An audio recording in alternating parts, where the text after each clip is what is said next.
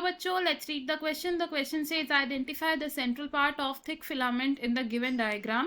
Question में हमें एक डायग्राम दिया है, हमें इस डायग्राम में से आइडेंटिफाई करना है थिक फिलामेंट के सेंट्रल पार्ट को from A B C and D. तो इस क्वेश्चन में हमारा की कॉन्सेप्ट क्या यूज हो रहा है पहले देखते हैं. The key concept in this question is structure of skeletal muscle fiber, structure of skeletal muscle fiber. अब skeletal muscle fibers में क्या प्रेजेंट होते हैं? मायोफाइब्रिल्स प्रेजेंट होते हैं और इन मायोफाइब्रिल्स में प्रेजेंट होते हैं बैंड्स. दो तरीके के बैंड्स होते हैं. दीज आर इधर लाइट कलर्ड बैंड्स या फिर डार्क कलर्ड बैंड्स. अब जो लाइट कलर्ड बैंड्स होते हैं इसमें प्रेजेंट होते हैं एक्टिन प्रोटीन्स और डार्क कलर्ड बैंड्स में प्रेजेंट होते हैं मायोसिन प्रोटीन्स. अब जो एक्टिन प्रोटीन्स होते हैं दे फॉर्म थिन बैंड्स और इन बैंड्स को हम आई बैंड्स या फिर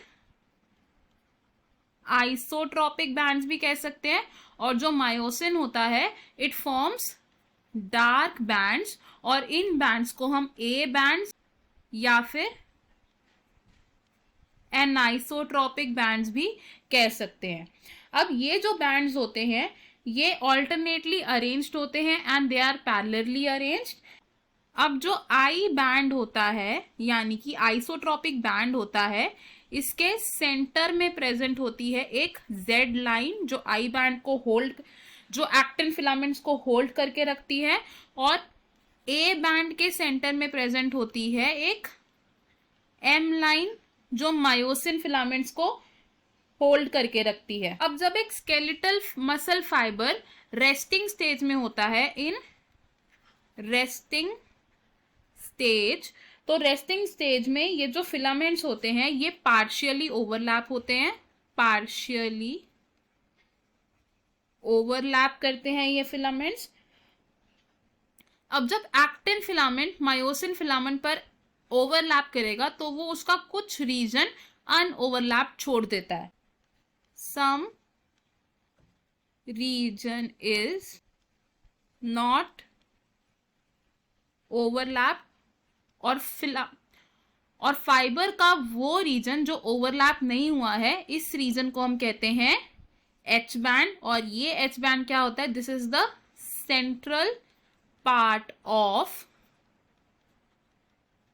थिक फिलामेंट जिसे हम मायोसिन फिलामेंट या फिर ए बैंड भी कह सकते हैं. अब अगर हम ये डायग्राम देखें तो इस डायग्राम की लेबलिंग हम कैसे करेंगे?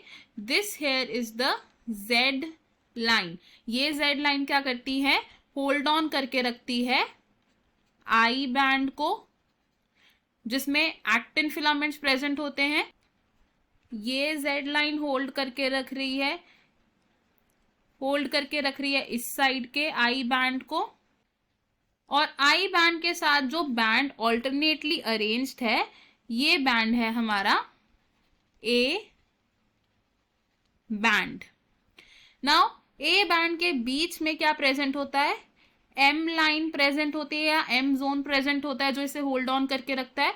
अब एक ऐसा रीजन जो ओवरलैप नहीं हो रखा, जैसे अगर यहाँ पे ओवरलैपिंग हो चुकी है तो जो रीजन ए बैंड का ओवरलैप नहीं हुआ वो रीजन क्या फॉर्म करता है? This region here forms the H band यानी कि the central part of thick filament.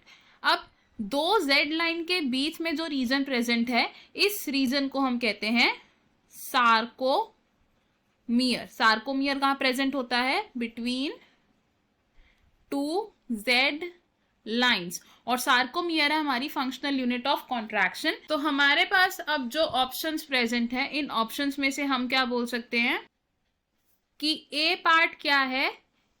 A part here represents the H band which means the central portion of thick filament.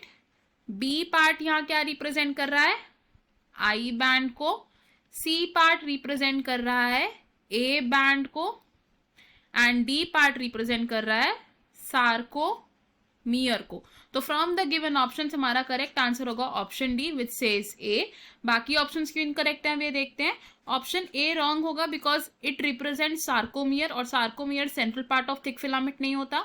Option B भी wrong होगा because C part A band को represent कर रहा है। Option C भी wrong होगा because B part represent कर रहा है आई बैंड को। तो इन दिस क्वेश्चन हमारा करेक्ट और फाइनल आंसर है option D. I hope you understood it. All the best. Thank you.